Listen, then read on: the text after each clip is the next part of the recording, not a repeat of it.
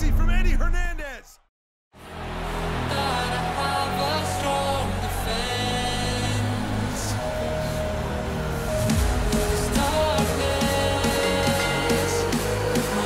Hello, ladies and gentlemen. Welcome to night 2 of GAW Bash at the Beach. Tonight, we will see Bianca Belair taking on Tegan Nox with the U.S. Championship on the line, and we will see this, just the continuation of one of the most brutal rivalries that we have seen since the GAW Academy moved to a weekly show. It is La Tortuga Roja taking on Jackel. Roja, a luchador legend, former 3-time CMLL World Champion, 2-time AAA Mega Champion, the last ever champion of NWA Mexico. So many accolades for La Tortuga Roja, who is now in his 40s. And his one-time student, Jackel, he did not appreciate everything that Roja had done for him.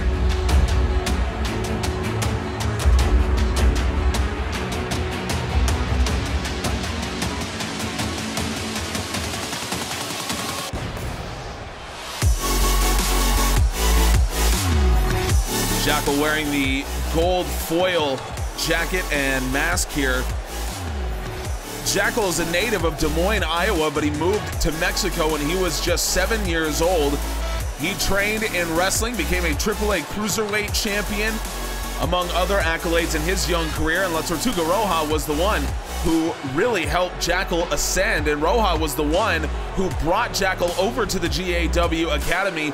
Once Roja had been signed, Jackel, he believed that he was better than what Roja was making him, so that all leads us here with the steel cage lowering around these men. This is an old school style cage, and it's because there is no escaping this match. Only pinfall and submission count, and Roja immediately with the crucifix. Jackel kicks out. No escapes, pinfall or submissions. The referee is outside the ring. Very, very unique look here. And it's because matches like this can get very brutal very quickly. We don't want referees to be hurt in a situation like this. Nice head scissors by Roja, but Jackel counters it. Strike, ducks, Jackel returns. Off the ropes, but Roja caught him with a DDT. La Tortuga Roja, what a great talent he is, and a cover here with the leg hooked. Jackel kicks out. Well, Roja, at 43 years old, is almost 20 years Jackel's senior. Both men have had success, specifically in AAA, but it was Roja who really helped Jackel improve his game, adapt to the American style, and Jackel has completely turned his back on all the teachings of the lucha legend. And La Tortuga Roja now, to put it in his own words, he's past the point of trying to help Jackel. Now it's about teaching him a lesson, and we saw at Storm Chaser Sydney that Roja is certainly capable of doing that. Roja with the Frankensteiner. Roja dialed back the clock in Sydney, Australia, in a way that Jackel was not prepared for at all. And it meant that Roja grabbed himself a win that no one believed he could. And now Roja from the top. Jackel to his feet. Roja turning around, using the cage, and Roja with crossbody. It'll be interesting to see how much they decide to use the cage in this situation. Cover it here, and another kick out from Jackel. It has been all Roja early on in this match. Kick missed. Jackel now standing switch. Roja, that's a nice strike. Roja continuing to pour on the offense. And this is very surprising here that Roja has looked like that. Oh, look at this, Escalera from Roja. Hurricane Rana. Roja's been getting in the gym, 43 years old, and he is looking tremendous. Roja, look at this springboard moonsault. Jackel got the knees up. You have got to be kidding me. This is unbelievable.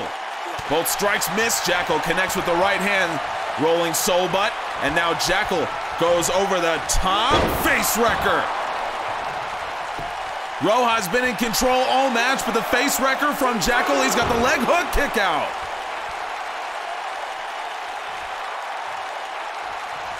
Normally, it's the older wrestler that showcases patience like this, but this time, it might be Jackel. Jackel from behind, rolling storm. Apparently, Jackel did learn something from Roja. Jackel's got the leg hooked, and Jackel in the steel cage has beaten his former mentor. La Tortuga Roja was in complete control of this match from moment one, but Jackel got the knees up and Roja just went a bridge too far, dialed back the clock too much. And Jackel is going to walk out of here with a win. You can say it's undeserved, but it's all about who gets that 3 count. And Jackel, he's the one who got it today. Backstage, we have the man who came up just short in his Intercontinental Championship challenge, Ricochet, along with our newest backstage interviewer, Nick Gray. Thanks, Griff. Ricochet, I hate to put you in this kind of position, but I do have to ask, you put on a tremendous performance against Lashley, but came up just short for the Intercontinental Championship. What could you have done better to get the win? Man, honestly, nothing I've done this year has worked. You and everyone else out there knows that I've been terrible for the last year and a half, and it's unacceptable. I've been a champion for 2 years in GAW, and here I am winning 2 matches in 18 months. I honestly don't care how well I performed today. I didn't win the title, and that's all that matters. As you said, you once held the Cruiserweight Championship for over 500 days a few years ago, so, I mean, you're no stranger to winning big-time matches in GAW. What's next for you? I don't know.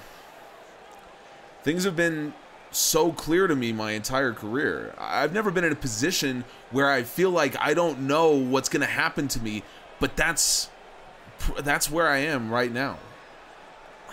Nick, I don't have an answer for you. I don't know what's next. Thank you.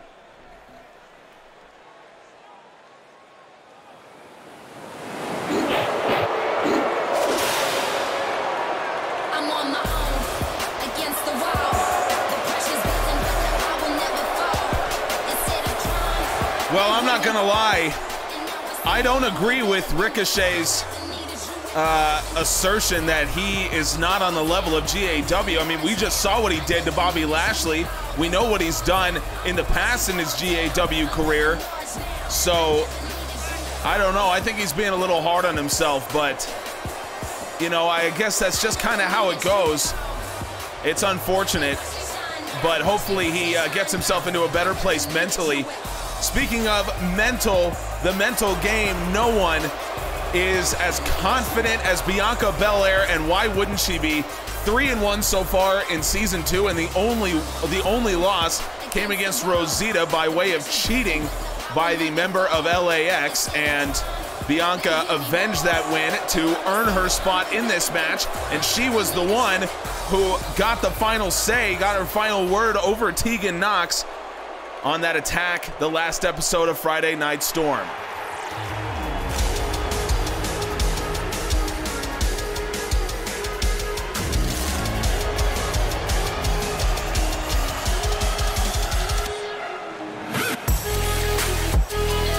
Tegan Nox's Team Kick teammate, Dakota Kai, will compete on Friday.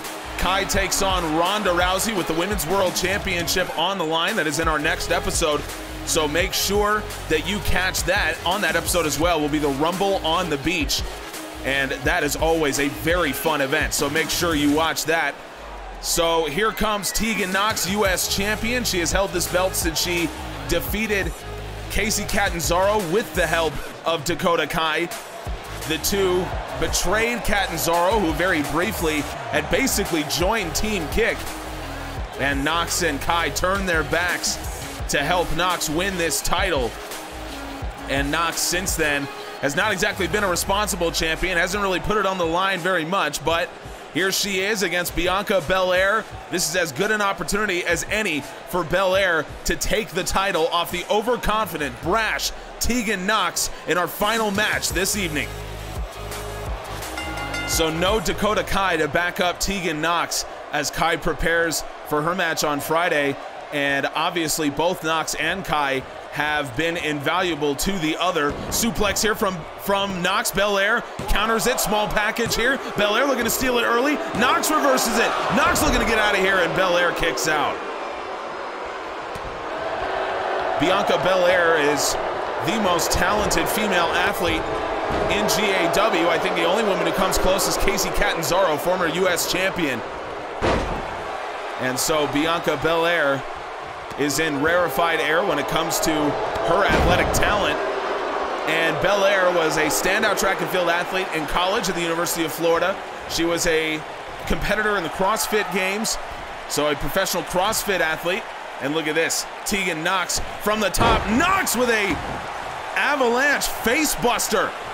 I don't see Tegan Nox pull that out very often, but maybe that's the beauty of it. Leg hooked from Nox, and it's an easy kick out from Bianca Belair. Belair got her start in the WWE Performance Center, competed on NXT, and GAW talent scouts saw her very early on, and the reports are that the talent scouts saw what she was doing, and they said Belair is one of the most talented athletes that we have ever evaluated. If you're familiar with baseball scouting, you'll know that scouts rate prospect metrics on a scale from 20 to 80, with 80 being the best, being elite, and Bianca Belair was rated 80 on all aspects of athleticism. That is how talented GAW talent scouts believed she was. Electric chair drop here from Belair. She dropped Tegan Nox on her head on a barricade with this. Leg hook, Nox kicks out.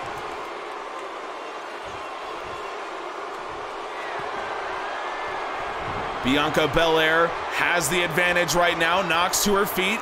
Belair up onto the shoulders goes Nox. Belair KOD. Kiss of death from Bianca Belair. And Tegan Nox, just like that, her reign might be over. Belair slides her into the middle of the ring. Belair, far leg hooked. She shot the half. Bianca Belair is US champion. Just like that, Tegan Nox's reign is done. And that, to me, is a pretty appropriate way to end Nox's US Championship reign. The United States Championship began with Ronda Rousey. She beat the legendary Lita for the belt. She defended it 6 successful times against almost any woman in the company, including Bianca Belair. Kacy Catanzaro finally beat Rousey for it, and Tegan Nox stole it off of Catanzaro, and now Nox's reign will go down as just there in the history of the US title belt, as Bianca Belair finally puts this reign, this undeserving US Championship reign, to an end. Bianca Belair, she doesn't have to say much, but that confidence, we know she's got it. And Belair is your new US champion. Congratulations, Bianca Belair. Coming up on our next part, our next night of Bash at the Beach, we will have the Rumble on the Beach, and we will have Dakota Kai versus Ronda Rousey for the Women's World Championship. Make sure you subscribe so you can see both of those incredible matches and what star might emerge from the Rumble on the Beach. And of course, visit our website on generaladmissionwrestling.com. Check out our Spotify, check out our Discord, and everything else we have over there. We appreciate you.